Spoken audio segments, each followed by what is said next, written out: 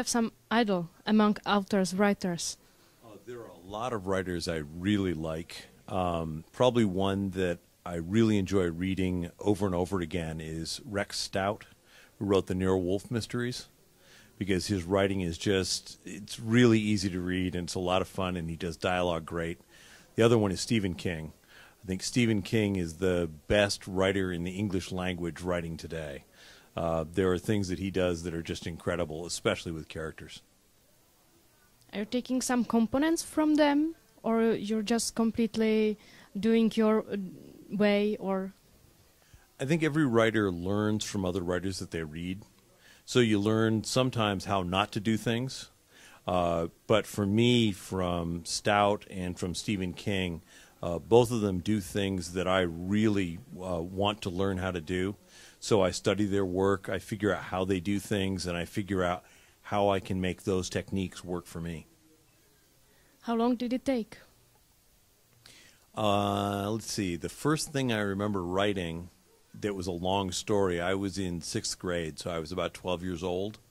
My first novel got published when I was 30, so a little bit of a lead time there.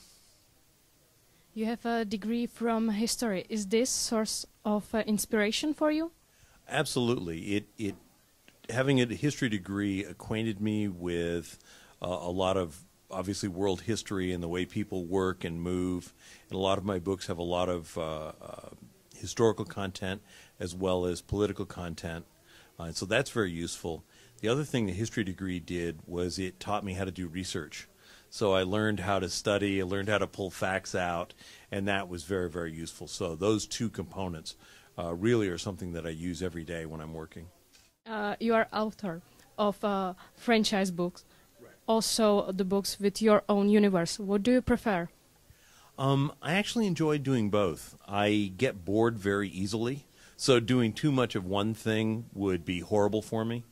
Franchises are really, really nice because you've got a lot of fans who are really expecting a good story, so that's quite a challenge. When you're working on your own worlds, you have to make it up all by yourself, and you're really hoping that the readers will enjoy the world. But so you're not sure on that particular score. So they're both fun and they're both demanding in different ways, and that's why I will keep doing both for as long as anyone wants me to keep writing. So it was the challenge where you wrote the Jedi in the point of view? Yeah, writing, I knew from the very beginning that there ought to be a story about a Jedi that was told from first person. That was just a sense that I had. After I had done the X-Wing books, I had mentioned to my editor that I really wanted to tell that kind of story. Unbeknownst to me, when he went to a meeting with Lucasfilm and they were trying to get more books, he pitched the first-person Jedi story, and Lucasfilm bought it.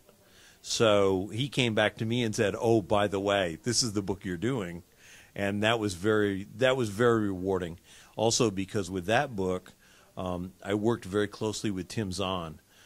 He and I were on the phone every single day because we had components going between two of his books and that book back and forth. So his two books, Shadow of the Past and Vision of the Future, and I, Jedi, are sort of an informal trilogy.